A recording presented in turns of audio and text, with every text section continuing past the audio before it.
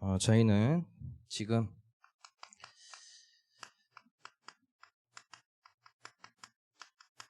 어, 40일 집중 합숙 훈련 받고 있습니다.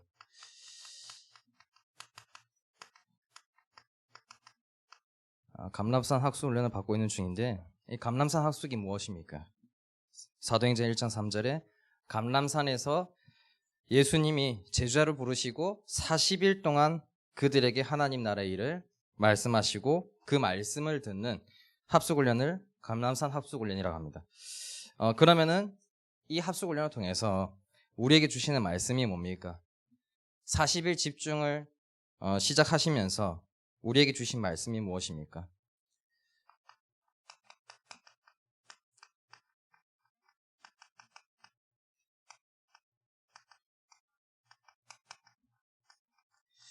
사단이 딱 싫어할 스타일이라는 말씀을 주셨습니다. 이 말씀의 응답을 두고 우리는 지금 인도를 받고 있는 겁니다. 그래서 마음에 낙심할 거리가 있어도 우리는 다시 복음 붙잡고 견고하게 일어나고, 또 상처 주는데 안 받고 오직 하나님 앞에 서고, 또 어제 넘어져서 포기해야 되는데 이 예배 속에서 하나님이 또 반드시 축복하실 그 약속의 말씀을 주신다는 믿음을 가지고 다시 또 일어서는 겁니다. 그때 하나님은 이 응답을 반드시 주십니다. 그게 이번 감람산 합숙, 이 40일 집중의 응답입니다. 그러면 이 응답이 하나님께서 반드시 주신다고 약속하셨는데, 미리 이 응답을 본다면은 우리가 이 40일의 여정을 걸어가면서 어떻게 해야 될지가 보이는 겁니다. 시작하실 때 하나님은 하나님 앞에서라는 말씀을 주셨습니다. 우리가 지금 무엇에 집중하고 있습니까? 그리고 예수님이 감람산에 부르셔서 무엇에 대해서 말씀하셨습니까? 하나님 나라에 대해서 40일 동안 말씀하셨습니다. 하나님 나라의 일에 집중해라는 겁니다. 그래서 우리는 새벽 시간을 통해서 기도에 집중하는 겁니다. 그리고 낮 시간을 통해서 현장에 집중하는 겁니다. 밤 시간을 통해서 말씀에 집중하는 겁니다. 이게 하나님 나라의 일에 우리가 집중하는 것입니다. 이게 감람산 합숙훈련입니다. 그러면은 우리는 또 이 40일이라는 긴 여정을 두고 여정을 걸어갑니다. 그럼 여정 속에서 또 하나님이 주시는 말씀이 무엇이었습니까?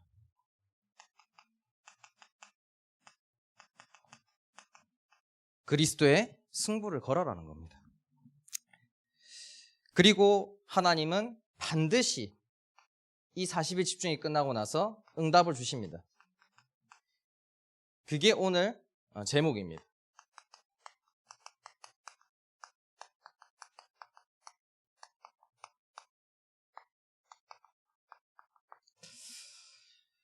그러면은 사단이 뭔 짓을 해도 우리는 흔들리지 않습니다. 무너지지 않습니다. 그 견고함을 하나님이 주시겠다는 겁니다. 그리고 창세기 3장의 문제로 인해서 나와 나의 그 가정과 가문을 통해서 전달된 영적인 문제로 무너지지 않는 견고함을 주신다는 겁니다.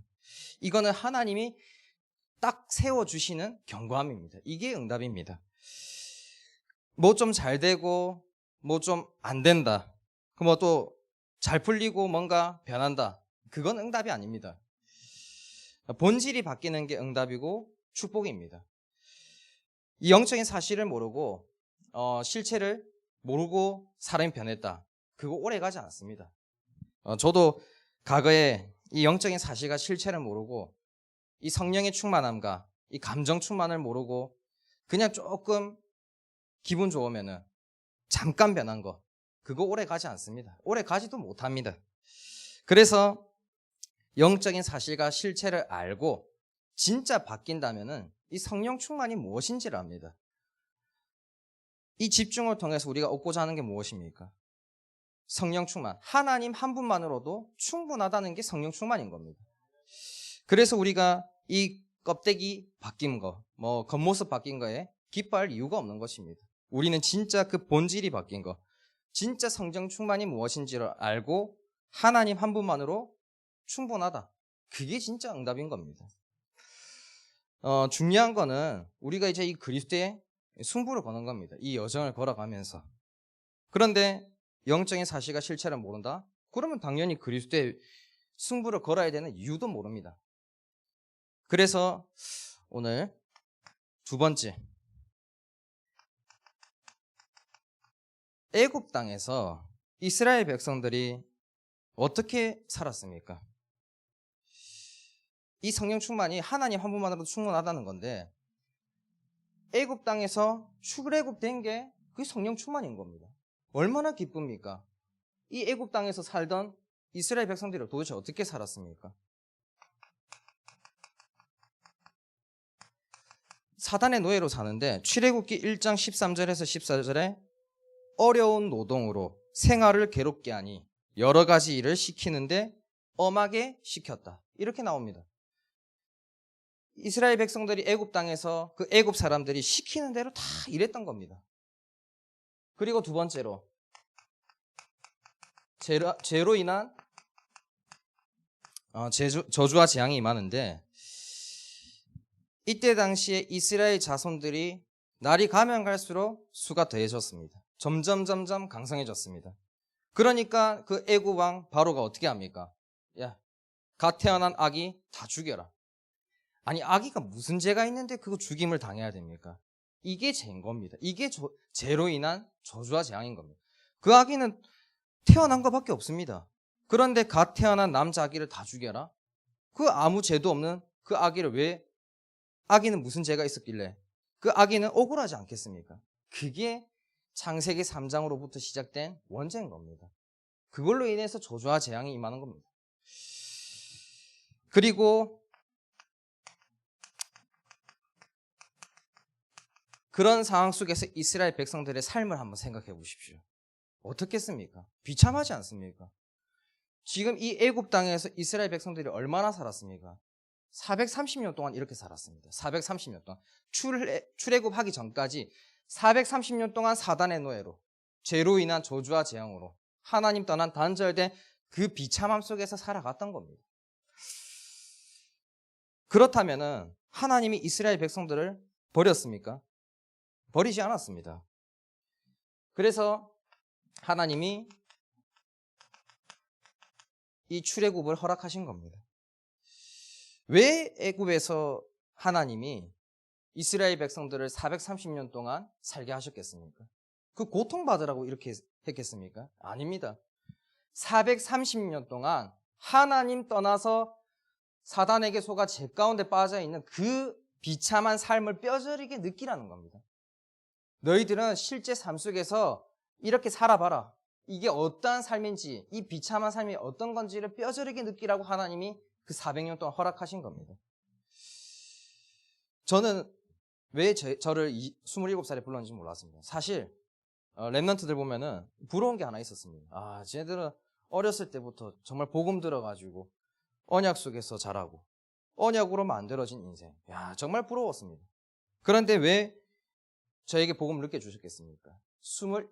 27년이나 그 세월 동안 하나님 떠나서 사단에게 속아 죄 가운데 빠지는 걸 뼈저리게 느끼라고 하나님이 허락하신 겁니다. 여기 계신 분들도 뭐 태어날 때부터 복음을 들으신 분이 있으실 겁니다. 구원받으신 분이 있으실 겁니다. 그런데 그게 중요한 게 아닙니다. 늦게 받았다고 절대로 남을 부러워할 필요도 없습니다. 지금부터 이 출애굽의 축복을 누리면 되는 것입니다. 하나님은 이미 이 이스라엘 백성들을 다 출애굽할 계획을 가지시고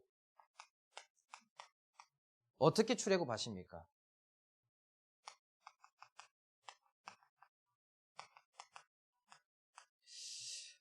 하나님은 유월절 어린 양의 피, 이 그리스도의 보혈의 피를 문설주에 바르는 그날, 그때 그곳에서 완전히 출애굽할 계획을 가지고 계셨던 겁니다. 우리는 그리스도를 통해서 사단이 완전히 박살났습니다. 죄에서 해방됐습니다. 그리고 하나님이 내 인생에 들어오셔서 하나님이 내 인생을 완전히 통치해 주십니다. 그걸 언제 이루어졌습니까? 그날, 그때, 그곳에. 언제 구원받느냐? 그거는 전혀 상관없습니다. 그날, 그때, 그곳에 내가 있었던 거에 감사해야 되는 것입니다. 그래서 이 출애굽을 한 이스라엘 백성들이 얼마나 기뻤겠습니까? 그런데 이스라엘 백성들은 출애굽하고 나서 홍해를 만나고 뒤에서 애굽 군사들이 쫓아올 때 기뻐하지 않았습니다. 그런데 다윗은 다르지 않습니까? 다윗은 이 언약궤가 들어올 때 얼마나 기뻤습니까? 사무엘하 6장 16절에 여호와의 궤가 다윗성으로 들어올 때, 사무엘하 6장 21절에 나를 여호와의 백성 이스라엘의 주권자로 삼으셨으니 내가 여호와 앞에서 뛰놀리라. 그래서 우리는 구원받은 날짜 전혀 상관없습니다. 그날 그때 그곳에 하나님이 나를 구원하실 계획을 가지시고 복음을 듣게 하시고 복음을 깨닫게 하시고 그 우리를 구원해 주신 그거에 감사해야 되는 것입니다. 그거에 기뻐해야 되는 것입니다. 그래서 우리가 이 40일 집중기간을 통해서 사단이 딱 싫어할 스타일이라는 이 응답을 두고 인도받습니다. 우리가 그리스도의 승부를 걸어야 되는 이유가 여기 있는 것입니다. 그런데 오늘 본문이 정말 중요한데 대부분의 사람들은 응답받으면은 응답 주신 하나님을 생각하지 않습니다. 사람이 원래 좀 살만해지고 평안해지면은 다른 생각할 수밖에 없습니다. 이 이스라엘 백성들이 성전 이런 거 생각했겠습니까? 그 출애굽하고 나서 하나님이 홍해도 건너게 하시고 홍해 건너고 나니까 뭐부터 불평불만합니까? 물 달라, 먹을 거 달라. 하나님이 불기둥, 구름기둥으로 다 인도하시고 만나 주시고 메추라기도 주시는데 너희들 이거 먹을 거 딱 그날 먹을 치만 먹어라, 가져가라 했는데 더 가져갔다가 다음날 다 썩지 않습니까? 사람은 좀 살만해지고 먹을 거 있고 평안해지면은 더 잘 먹고 잘 살 생각하지 이 하나님의 성전 이런 거 생각 안 합니다. 그런데도 하나님은 이 이스라엘 백성들을 끝까지 견인해 갔습니다. 이 광야 40년 생활을 끝내고 가나안 땅에 들어가서 여리고도 무너뜨리고 정복하게 하시고 아이성 전투에서 승리하게 하시고 그리고 이 가나안 땅을 하나씩 정복하게 만드십니다. 그런데 이 이스라엘 백성들이 또 가나안 땅에 들어오니까 뭐만 생각합니까? 이 가나안 땅을 정복할 생각만 하는 겁니다. 다른 거 생각 안 했습니다. 조금이라도 더 땅 차지할 생각, 이거 생각했지 지금으로 치면은 돈 벌 생각했지 다른 생각 안 합니다. 그러니까 후대에게 언약 전달 이런 거 생각하지 못하고 성전 건축할 생각 이런 거 하지 못하고 그 후대들이 사사시대에 어떻게 됩니까? 자기의 옳은 소견대로 행하느니라. 그러니까 하나님이 이 나라 저 나라를 통해 가지고 이 이스라엘이라는 나라를 깨닫게 하려고 이리 치고 저리 치십니다. 그런데도 이 이스라엘 나라는 깨닫지를 못합니다. 그러니까 이 언약궤를 뺏기지 않습니까? 어디에? 블레셋에. 그런데 이 사무엘하 6장이 그 언약궤가 딱 돌아오는 날인 겁니다. 그러니까 다윗이 생각하기에 이거 기쁠 수밖에 없는 겁니다. 이게. 그리고 나서 이 다윗은 조금 달랐습니다. 그런 이스라엘 백성들과 좀 달랐습니다. 이스라엘 백성들이 응답 주실 때 더 감사하고 그 응답 주실 때 더 하나님 앞에서 예배를 드리고 더 기도했으면은 그런 일이 있었겠습니까? 언약궤를 빼앗기고 이 나라 저 나라에 치이는 동네북이 됐겠습니까? 그런데 다윗은 응답 주실 때 더 감사하고 더 하나님 앞에 서고 더 예배를 소중히 여기고 더 기도했습니다. 왕이 되었습니다. 다윗이 왕이 되었고 언약궤가 돌아왔습니다. 그러면 거의 다 이제 끝난 거 아닙니까? 인생 끝난 거 아니겠습니까? 그런데 다윗은 사무엘하 7장 1절에 뭐라고 말합니까? 나는 이 백향목 궁에서 사는데 평안히 사는데 하나님의 궤는 이 휘장 가운데 이 커튼 가운데 있다. 너무 누추한 곳에 있다. 이런 생각을 합니다. 누구나 잘 되어지고 싶은 생각은 누구나 가지고 있습니다. 그런데 마음대로 되지 않습니다. 근데 잘 되고 안 되고가 중요한 게 아닙니다. 잘 되는 게 잘 되는 게 아니고 안 되는 게 안 되는 게 아닙니다. 잘 되는 게 뭐냐? 기도가 되어지는 게 잘 되는 겁니다. 그게 제가 이때까지 말했던 서론인 겁니다. 이스라엘 백성들이 응답받을 때마다 기도를 놓치니까 이게 결국에는 자기의 옳은 소견대로 완전히 나라가 언약궤까지 빼앗기는 그런 일이 일어나는 겁니다. 그런데 다윗은 잘 되면 잘 될수록 기도하니까 이런 고백을 할 수가 있는 겁니다. 그런데 당연히 기도 또한 되어지길 바라지 않습니까? 여기서 기도 안 되길 바라는 사람이 어디 있겠습니까? 그런데 잘 안 될 겁니다. 그렇다면은 왜 기도가 안 될까? 오늘 말씀에서 정확히 언약을 붙잡아야 됩니다. 사단의 실체에 대해서 알아야지 왜 기도가 안 되는지를 알 수 있습니다. 요한복음 8장 44절은 여기 계신 분들은 잘 아시리라 믿습니다. 사단은 세 가지 목표가 있습니다. 첫 번째 목표가 뭐냐? 살인한 자. 처음부터 살인한 자입니다. 사단의 첫 번째 목표는 인간을 멸망시키는 게 목표입니다. 이거 이루려면은 사단은 무슨 짓이든 다 하는 놈입니다.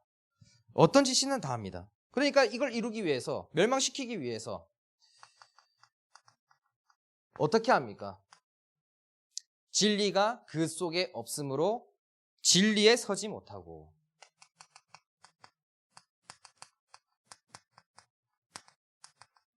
진리에 서지 못하는 게 사단의 두 번째 목표입니다. 진리가 무엇입니까? 내가 곧 길이요 진리요 생명이니 나로 말미암지 않고는 아버지께로 올 자가 없느니라.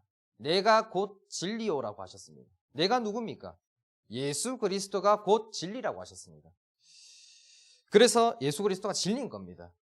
여기 계신 여러분들이 기도를 어떻게 하십니까? 언제 하나님이 응답하신다고 하셨습니까? 내 이름으로 기도할 때 내가 응답한다고 하셨습니다. 그래서 우리가 맨 마지막에 예수 그리스도의 이름으로 기도합니다. 아멘 하지 않습니까? 그렇다면은 사단은 진리에 서지 못하게 만듭니다. 예수 그리스도 이름으로 기도하지 못하게 만든다는 겁니다. 종교적인 기도는 정말 엄청 잘합니다. 이슬람 매일 하루에 5번씩 합니다. 이슬람은 저 쇼핑몰 가도 기도하는 시계가 다 있습니다. 기도하는 시간. 그리고 카톨릭은 이 묵주 아시지 않습니까? 이 묵주 이거 성모성이라고 있습니다. 이 성모성을 한번 다 하면은 212번 할 수 있습니다. 불교 108배 있습니다. 뉴에이지 명상이 있습니다. 프리메이슨 신비주의 인문의식이 있습니다. 유대인 하루 3번씩 합니다. 아침에 유대인들은 자기 자녀들 그 침대 일어나자마자 손 씻기 위해서 물을 챙겨옵니다. 그래가지고 손 씻고 기도합니다. 종교적 기도 엄청 잘합니다. 엄청 열심히 합니다. 그런데 왜 우리는 기도가 이렇게 안 됩니까? 진리에 서지 못하게. 종교적인 기도는 사단이 끊임없이 도와주는 겁니다. 저건 뭐 진리 없는데. 당연히 나를 위해서 하는 기도, 사단이 도와줘야 되지 않겠습니까? 왜냐면은 진리가 아니니까. 우리의 기도는 사단이 보기에 딱 어떻게 했습니까? 저 예수 그리스도 이름으로 저 기도하려고 하는. 어떻게 해서든 방해하려고 합니다. 어떻게 해서든. 그래서 사실 이 사단이 딱 싫어할 스타일이 무엇입니까? 딱 하나입니다. 진리인 예수 그리스도 이름으로 기도하는 자. 그 사람을 사단은 딱 싫어할 사람인 겁니다. 그래서 오늘 주신 이 말씀을 가지고 정말 이 기도가 회복되어지길 바랍니다. 세 번째로 거짓을 말할 때마다 제 것으로 말하나니 그가 거짓말쟁이요 거짓의 아비가 되었습니다. 그래서 사단은 거짓말로 속이는 게 세 번째 목표입니다. 어떻게 속입니까? 여기 계신 분들은 아마 하나님을 두고는 묵상 많이 하실 겁니다. 말씀 두고 묵상 많이 하실 겁니다. 사단을 두고 묵상하신 적 계십니까? 제가 이 사무엘하 7장 1절에서 2절을 두고 사단을 묵상해 봤습니다. 묵상하니까 사단이 야, 너 너무 잘하고 있다. 잘한다. 너무 잘해. 계속 그렇게 해. 야, 이게 은근히 좋은 말로 들리는 겁니다. 잘하고 있다라는 게. 이 말이 이해가 안 가실 겁니다. 이게 잘하면은 사람은 계속해서 딴 게 보입니다. 어쩔 수가 없습니다. 우리는 언약 보고 하나님이 성취할 이 성전 건축에 대한 언약을 미리 보고 그 성전 건축을 봐야 되는데 그 이상을 못 보게 만드는 겁니다. 사단은. 지금 하나님이 우리를 통해서 이루시려는 비전센터의 응답이 있는데 지금 그 정도면 잘해. 딱 그까지만 해. 그 정도면 충분해. 지금 잘하고 있잖아. 더 이상 하려고 안 해도 돼. 그 정도면 하나님 앞에 많이 했어. 헌신 많이 했어. 기도 많이 했어. 다 그 정도까지만 해. 그 이상 못 보게 만듭니다. 그래서 우리는 무엇을 해야 되냐? 이 다윗처럼 응답 주실 때, 되어질 때 더 기도해야 되는 겁니다. 되어질 때 다윗은 고백이 달랐습니다. 어떤 고백합니까? 내가 주위의 모든 원수를 무찔렀다. 그러지 않았습니다. 사무엘하 7장 1절처럼 여호와께서 모든 원수를 무찌르사 여호와께서 왕으로 궁에 평안히 살게 하신 때, 이게 쉬지 않고 하나님 앞에서 24 기도했던 다윗의 고백입니다. 그래서 우리는 이 진리인 예수 그리스도 이 이름을 가지고 기도하며 사단이 딱 싫어할 존재, 사람, 이 응답을 받아야 되는 것입니다. 그렇다면은 난 기도도 하고 하나님 앞에도 서고 다 한다. 그런데 오늘 이 본문 내용은 하나님이 다윗에게 기도에 대해서 어떻게 해야 되는지를 말씀하시는 겁니다. 기도 어떻게 해야 됩니까? 올바른 언약 붙잡고 기도하시면 됩니다. 그래서 중요한 거는 올바른 언약 붙잡는 게 제일 중요한 겁니다. 틀린 기도가 뭡니까? 사실 기도에 틀린 건 없습니다. 지금 이 사무엘하 7장에서 하나님이 왜 선지자 나단을 통해서 다윗에게 말씀을 전달하십니까? 혹시나 다윗이 틀린 언약 붙잡았을까 봐, 올바른 언약 붙잡을 수 있도록 선지자 나단을 통해서 다윗에게 말씀을 주시는 겁니다. 그래서 틀려도 상관없습니다. 일단 언약 붙잡고 기도하시면 됩니다. 나머지는 하나님이 알아서 그 틀린 거 다 고치십니다. 틀렸다면은, 진짜 틀린 기도가 있다라면은 하나님 앞에 기도하지 않는 겁니다. 사람에게 헌신한다면은 그 사람이 받으면은 그게 헌신이 됩니다. 그런데 내가 그 사람을 위해서 헌신했는데 그 사람이 받지 않는다. 그건 헌신 아닙니다. 내가 하나님 앞에서 하나님을 위해서 헌신했는데 하나님이 받으시지 않는다. 그건 헌신 아닙니다. 하나님 앞에서 정말 하나님이 원하시는 걸 알고 교회를 위해서 헌신하고 사람을 위해서 헌신한다. 그거는 하나님이 냉수한 그릇도 상을 잃지 않는다고 하셨습니다. 그래서 중요한 게 뭐냐? 하나님 앞에서 하나님이 원하시는 걸 알고 헌신하는 것과 하나님 앞에서 하나님이 원하시는 걸 알고 기도하는 게 다르다는 겁니다. 그래서 틀린 기도는 없습니다. 일단 기도 시작하시면은 하나님이 그 기도 제목 다 바꾸어 가십니다. 그러면은 잘하는 기도가 뭡니까? 이 부분에 대해서는 여러분들은 잘 아시리라 믿습니다. 목사님이 항상 얘기하십니다. 성경에는 기도 잘한다, 못한다 이런 말 하나도 없습니다. 기도는 잘하는 게 아니라 하는 게 잘하는 겁니다. 그래서 우리는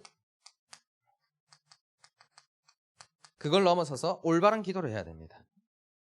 오늘 본문 내용을 보게 되시면은 다윗이 자신은 이 백항목으로 지은 궁에서 편안하게 사는데 여호와의 이 언약궤는 너무 누추한 곳에 있다. 저희 커튼 뒤에 있다. 하나님의 궤를 둘 이 성전을 건축하고 싶다. 그러니까 하나님이 이 선지자 나단을 통해서 말씀을 주십니다. 올바른 언약 붙잡아라. 네가 나를 위해서 내가 살 집을 건축할 거냐? 그렇다면은 올바른 언약 붙잡고 기도해라.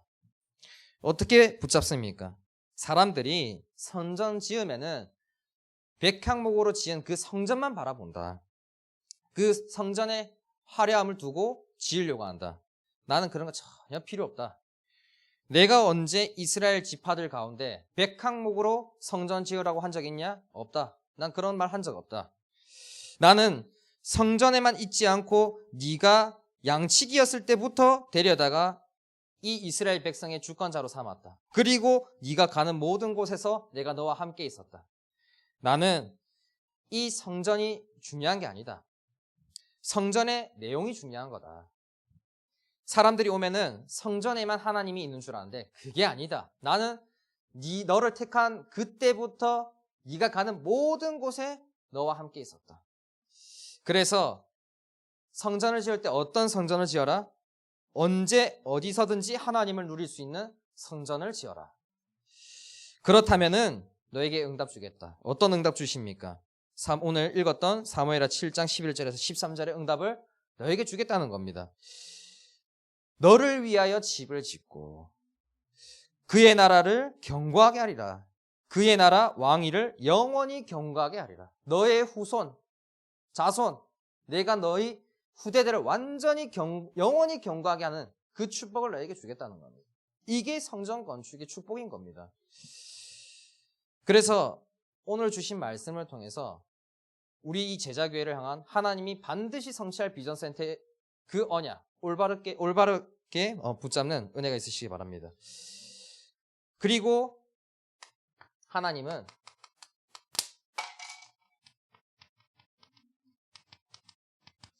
아까 전에 말씀하셨다시피 언제 어디서든지 하나님을 누릴 수 있는 성전을 지어라고 하셨습니다. 그래서 지금부터 이 성전 컨텐츠를 두고 우리는 준비해야 됩니다. 기도해야 되는 겁니다. 우선 나의 컨텐츠가 있어야 됩니다. 과거는 다 컨텐츠입니다. 오늘 이 다윗의 과거 다 아시지 않습니까? 그게 전부 다 컨텐츠가 된 겁니다. 그러니까 어떤 결과가 나오냐? 어떤 컨텐츠가 나오냐? 성전 지어야 되겠다.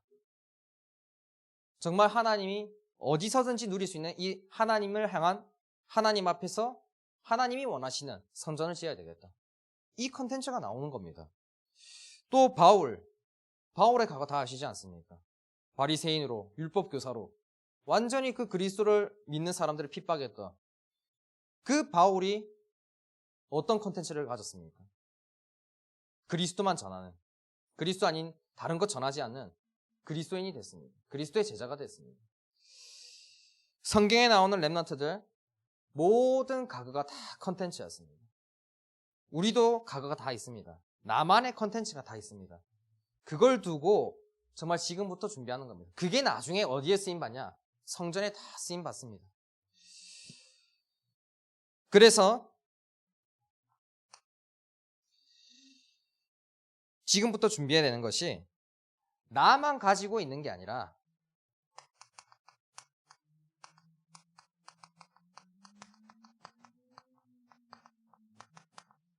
적용할 수 있는 컨텐츠를 두고 기도하고 준비해야 되는 겁니다.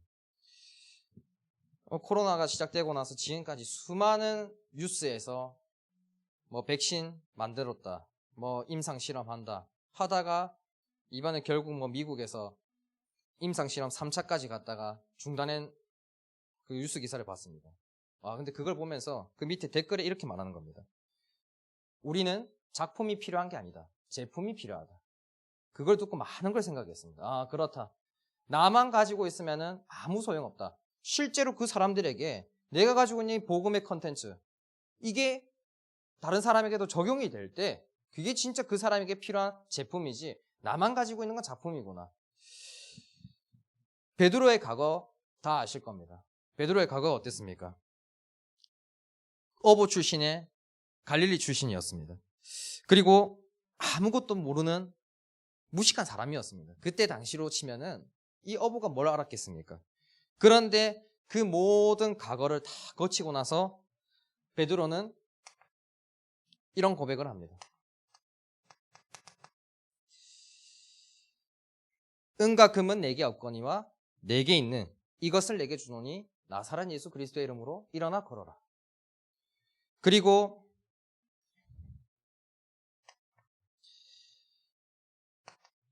사도행전 4장 12절에 시대적인 메시지를 전달합니다. 다른 이로서는 구원을 받을 수 없다. 천하 사람 중에 구원을 받을 만한 다른 이름을 우리에게 주신 일이 없음이라. 베드로가 어떻게 이런 고백을 할 수 있겠습니까? 베드로의 머리로는 이런 말 할 수가 없습니다.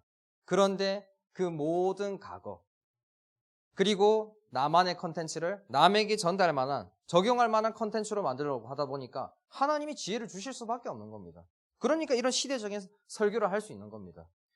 그걸로 끝이 아닙니다. 베드로는 어떤 성전을 향한 컨텐츠를 가지고 있었냐? 사도행전 5장 42절입니다. 그들이 날마다 성전에 있든지 집에 있든지 예수는 그리스도라고 가르치기와 전도하기를 그치지 아니하리라.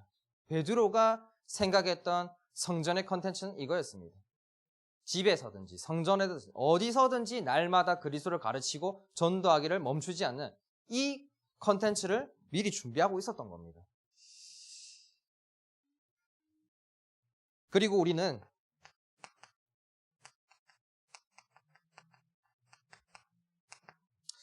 복음 컨텐츠를 준비해야 됩니다. 왜냐하면 복음으로만 영원히 견고하게 하리라고 하셨기 때문입니다. 다른 걸로는 우리의 인생 견고할 수가 없습니다. 아무리 열심히 사고 노력하고 최선을 다한다 해도 되지 않습니다. 그래서 이 복음 컨텐츠를 준비해야 되는데 이미 하나님께서 말씀해 주셨습니다. 첫 번째가 후대를 위한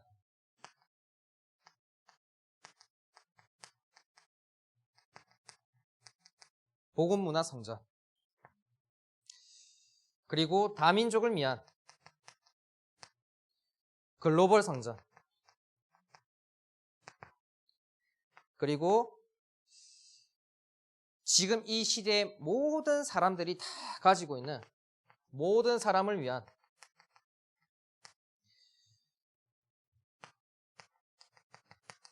내면 치유 성전이 필요합니다. 그래서 우리는 이걸 두고 지금부터 이 복음 컨텐츠를 생각하면서 정말 적용할 수 있는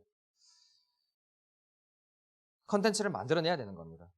제가 아는 사람을 만나면서 저 강원도 원주에 명상관이 세워졌다는 겁니다. 뭐 이게 실제로 명상관이다 그렇게 만들지는 않고 미술관처럼 만들어서 오면은 명상할 수 있는 모든 시스템이 다 갖춰져 있다는 겁니다. 한번 갔다 왔는데 너무 좋다는 겁니다.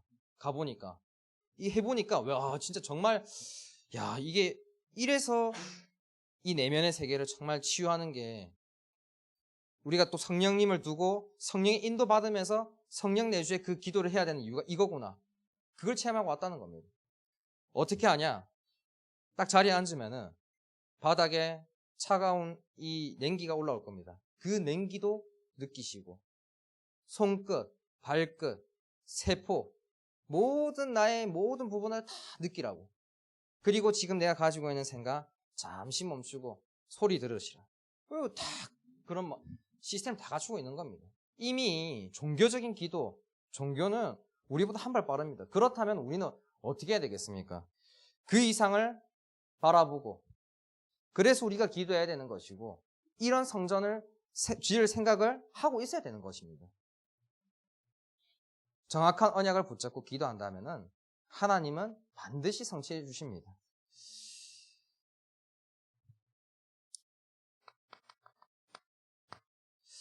어, 40일 집중을 가운데 기도 제목을 좀 나눴으면 합니다. 기도해야 되는 이유도 알고 있으시고 또 무엇을 두고 기도해야 될지도 알 겁니다. 이 성전 컨텐츠 바로 일어나는 건 아닙니다. 그래서 우리가 하나씩 정확한 언약 붙잡고 올바른 언약 붙잡고 올바른 기도로 준비해 가는 겁니다. 그래서 그 첫 번째가 이번 40일 집중 기간을 두시고 한번 기도해 보셨으면 좋겠습니다. 11월 15일이 40일 집중 끝나는 기간입니다. 그 이후에 교사들과 함께 훈련 받고 그리고 내년을 시작했으면 합니다. 작년처럼 12월 달 돼서 교사해 주시면 안 되냐. 그런 시대는 다 갔습니다. 그래가지고는 이 시대에서 살아남을 수가 없습니다. 정말 마음을 두시고 40일 동안 기도하시고 하나님 앞에서 렘넌트를 위해 헌신할 사람. 하나님 앞에서 헌신할 사람. 그 사람을 지금 찾고 있는 겁니다. 그래서 40일 동안 기도하시면서 정말 11월 15일 이후에 함께 훈련 받으면서 하나님 앞에서 정말 이 시대에 복음 살릴, 후대 살릴 이 컨텐츠를 준비할 그 교사. 그리고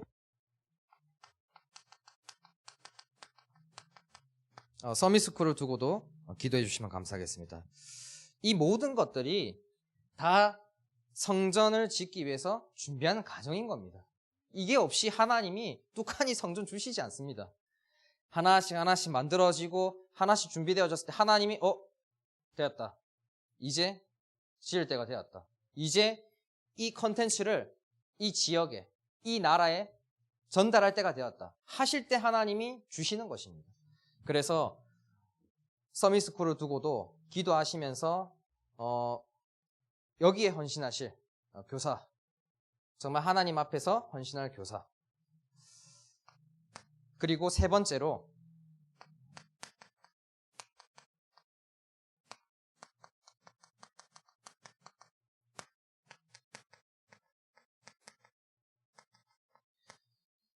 사대 중독 치유센터와 지역 아동센터를 두고 기도해 주시면 감사하겠습니다. 이거는 또 무엇을 의미하냐? 결국 이 시대에 중독자들 너무나도 많습니다.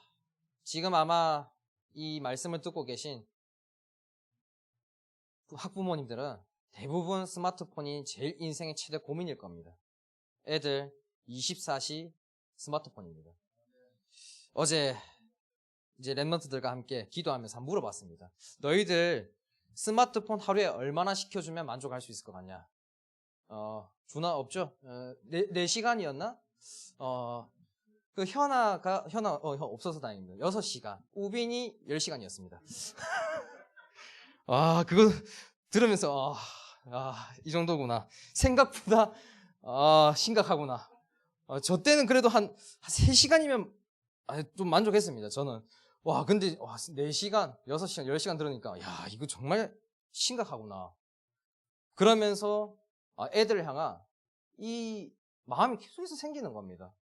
왜 지금 이 4대 중독치유센터와 지역 아동센터가 필요합니까? 완전히 흑암 문화에 애들이 다 잡혔습니다. 그 결과는 나중에 성인이 되어서 4대 중독이 될 수밖에 없습니다. 그거를 치유하고 그 이전에 예방하기 위해서 이 지역 아동센터가 필요한 겁니다. 복음 가진 지역 아동센터를 통해서 우리 후대들에게 복음 문화를 전달하고 복음 문화로 이 랩런트들이 하나님 한 분만으로도 행복하구나. 이 기도할 때 정말 이게 행복이구나. 그걸 체험하고 나야지 저 흑암에서 빠져나올 수 있지 다른 걸로는 빠져나올 수가 없습니다. 그래서 저는 저의 과거에 나의 컨텐츠가 중독입니다. 그래서 나만의 컨텐츠, 적용할 컨텐츠가 바로 이겁니다. 각자 하나님이 주신 과거가 다 있을 겁니다. 다 허락하신 과거가 있습니다. 그런데 그 과거 두고 후회한다? 그러면 이거 생각 못합니다. 오늘 보시지 않았습니까? 사단은 절대 그 이상을 생각하게 못하게 만듭니다. 계속해서 속입니다. 과거를 통해서 속이고 현재를 통해서 속이고 미래를 통해서 속입니다. 그런데 하나님이 주신 언약을 딱 생각한다면은 지금 내가 뭘 준비해야 될까? 실제로 적용하려면은 내가 어떻게 이 컨텐츠를 만들어 갈까? 그래서 지금 이 시대는 컨텐츠 시대입니다. 미디어 수도 없이 많지만은 컨텐츠가 어떠냐에 따라서 사람들은 거기에 모입니다. 그래서 오늘 주신 말씀을 통해서 올바른 언약 붙잡으시고 올바른 기도가 시작되어지는 최고의 축복된 예배 시간이 되길 축복합니다. 잠깐 기도하겠습니다. 하나님 아버지 감사합니다. 우리를 구원해 주시고 또 24시 기도의 이 비밀을 깨닫게 하시니 감사를 드립니다. 하나님, 기도하는 시간이 가장 행복한 시간이 되게 하시고 기도하는 시간을 통하여서 우리가 진짜로 봐야 될 것을 볼 수 있는 영안이 열려질 수 있도록 하나님께서 축복하여 주시옵소서. 지금도 살아계신 우리 구주 예수 그리스도의 이름으로 기도드립니다. 아멘.